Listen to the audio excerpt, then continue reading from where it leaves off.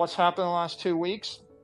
Massive Bitcoin rally. Why? 네, 안녕하세요. 백구입니다. 금일 영상은 마이크로 스트래티지 회장 마이클 세일러의 가장 최근 비트코인 관련 인터뷰 영상을 가지고 와봤습니다. 마이클 세일러는 몇 주간의 비트코인 가치가 꾸준한 상승한 이유에 대해 이야기하고요. 상승세가 지속될 것이라는 신념에 대해서도 설명을 합니다. 마이클 세일러의 이야기를 듣기 전에 영상 좋아요와 구독 부탁드리며 또한 영상 하단 링크에 떡상 메들리 텔레그램방 무료 입장 가능하며 시황 및 브리핑 받아보실 수 있습니다. What's happened in the last 2 weeks?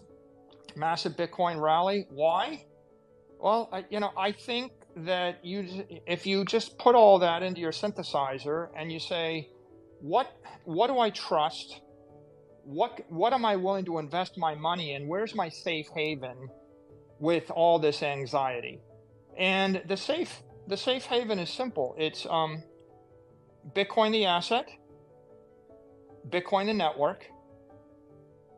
Right, those two things are your safe haven. Bitcoin, the asset, is the safest currency, the safest investment asset I can find because it lacks counterparty risk, and because all of the 11 meltdowns I mentioned in the crypto market, all 11 of those catastrophes have not stopped Bitcoin from functioning. It has survived them all.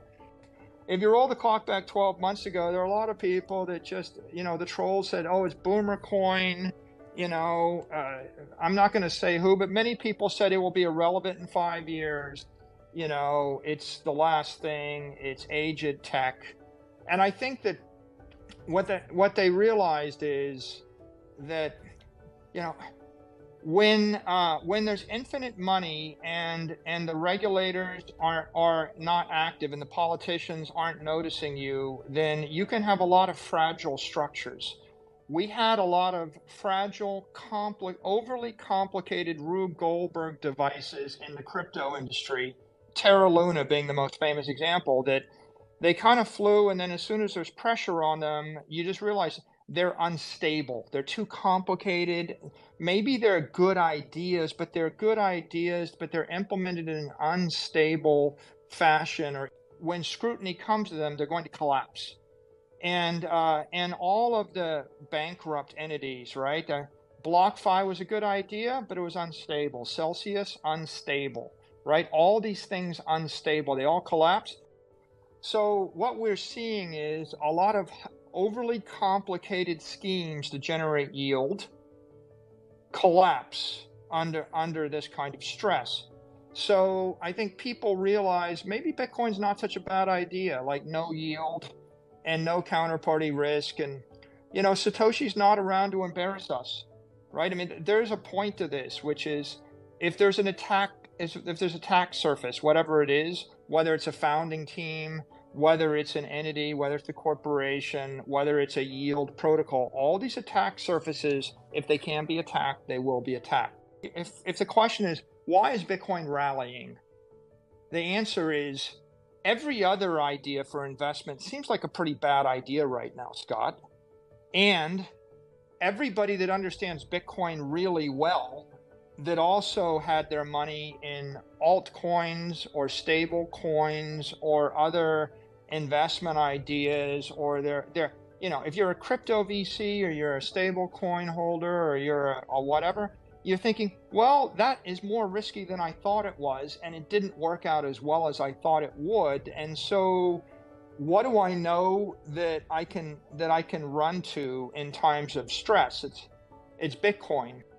When BUSD is not available to me, and when Silvergate and Signature are not available to me, and I need to settle on the weekend, right? I'm driven from those stable coins into Tether, but then if I start to get worried about Tether, what am I going to do? I'm going to go back to old school, and old school was Bitcoin was the unit of account in the crypto economy, right? Tether and stable coins made the US dollar the unit of account in the crypto economy.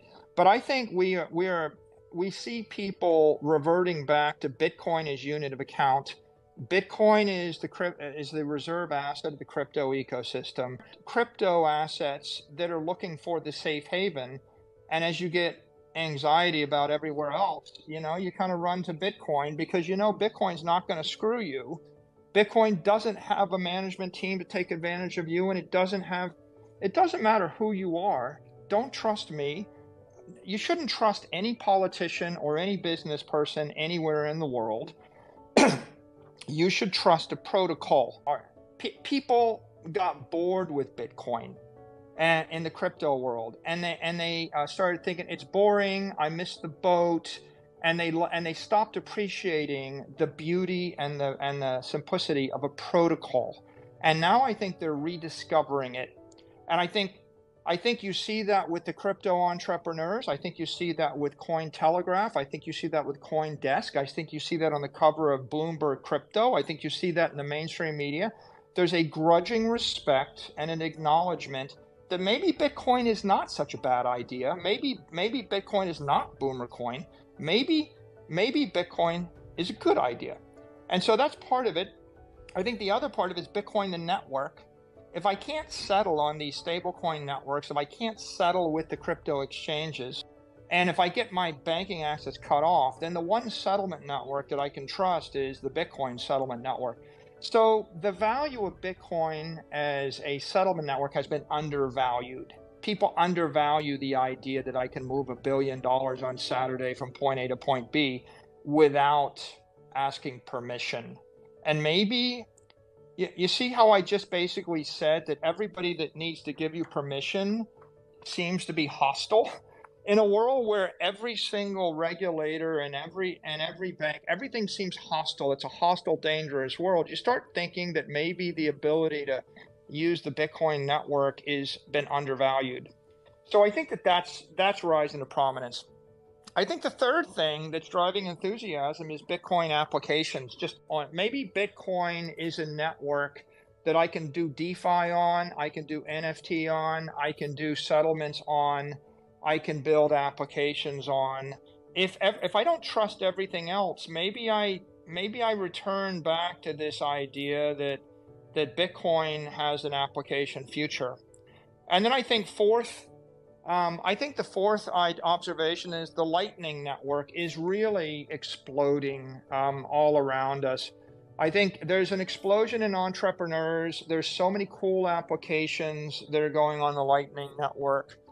MicroStrategy is hosting a Lightning for Corporations conference. It'll be the first one in the history of the world. We're going to have thousands and thousands of global 5,000 companies and IT people, and they're looking at how do I build Lightning into my corporate apps. You can't assert proprietary ownership on this stuff.